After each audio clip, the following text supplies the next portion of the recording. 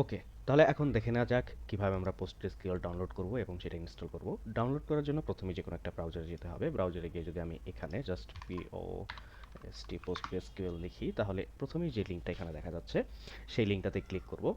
এই লিঙ্কটাতে ক্লিক করার পরে এখানে আমি হচ্ছে একটা ডাউনলোড অপশন দেখতে পাচ্ছি। এই যে আপনারা দেখতেছেন হয়তো যে এখানে একটা অপশন আছে ডাউনলোড।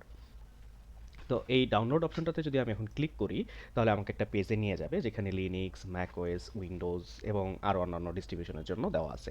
সো যেহেতু আমরা এখন উইন্ডোজের জন্য উইন্ডোজ ইনস্টল করব, তাই আমাদের যে ফাইলটা ডাউনলোড করব সেটা হবে উইন্ডোজের জন্য। আপনাদের যদি লিনাক্স হয় বা কারো যদি ম্যাকওএস হয়, তাহলে আপনারা এখান থেকে ডাউনলোড করে নেবেন। তো আমি এখন উইন্ডোজে ক্লিক করতেছি। উইন্ডোজে ক্লিক করার পরে একটা পেজ দেখতে পারতেছি। আমাদেরকে একদম উপরে লেখা আছে ডাউনলোড দ্য ইনস্টলার, এটাতে ক্লিক করতে হবে। এটাতে ক্লিক করার পরে আমাদেরকে একটা পেজে নিয়ে আসা হবে। এখানে অনেকগুলো ভার্সন আছে PostgreSQL এর। এই ভার্সন অনুযায়ী, অর্থাৎ আপনার যেটা পিসিতে যেটা সাপোর্ট করে, ফর এক্সাম্পল আপনার যদি 32 বিটের হয়, তাহলে আপনি একদম লেটেস্ট যেগুলো সেগুলো হচ্ছে ডাউনলোড করতে পারবেন না, কারণ এগুলো আপনার সিস্টেমে সাপোর্ট করবে না। সো আপনার মেশিনের জন্য যেটা উপযুক্ত আপনি সেইটা ডাউনলোড করবেন।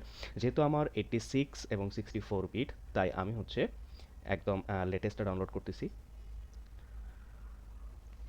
সো এখানে ক্লিক করার পরে দেখা গেছে যে আরেকটা পেজে নিয়ে আসছে এবং বলতেছে যে অটোমেটিক ডাউনলোড হবে। যেহেতু আমার ডাউনলোড করা আছে, তাই আমি আর নতুন করে ডাউনলোড করতেছি না। সো যেহেতু আমার ডাউনলোড করা আছে, তাই আমি আর ডাউনলোড করলাম না। আমি যদি এখন আসি, এই যে আমার এখানে ডাউনলোড করা আছে, এখন আমাকে যে কাজটা করতে হবে সেটা যদি আমি এখানে এই ফাইলটার মধ্যে যদি ডাবল ক্লিক করি, তাহলে দেখবেন যে মাই PostgreSQL ইনস্টল হওয়া শুরু হয়ে গেছে। জাস্ট ডাবল ক্লিক করলাম, এরপরে ইয়াস, তারপর হচ্ছে একটু সময় নিবে। তো এখানে শুরু হয়ে গেছে। তারপর হচ্ছে নেক্সট, এটা যেরকম আছে ডিফল্ট ওইরকমই রাখবেন।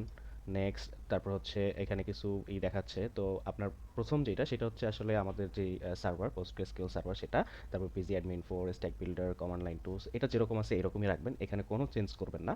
তারপরে নেক্সট, নেক্সট, এইখানে হচ্ছে আপনার হচ্ছে একটা মাস্টার পাসওয়ার্ড দিতে হবে, সুপার ইউজার পাসওয়ার্ড। আপনি যখনই কানেক্ট করতে যাবেন আপনার সার্ভারে, ডেটাবেজে, তখনই আপনাকে এই পাসওয়ার্ডটা দিতে হবে। সো এই পাসওয়ার্ডটা যদি আপনি খুব কঠিন পাসওয়ার্ড দেন, তাহলে হয়তো আপনার মনে থাকবে না। সো যখন এই পাসওয়ার্ডটা দিচ্ছেন আপনি, তখন এই জিনিসটা লিখে রাখবেন, অর্থাৎ যে পাসওয়ার্ডটা দিচ্ছেন সেটা লিখে রাখবেন।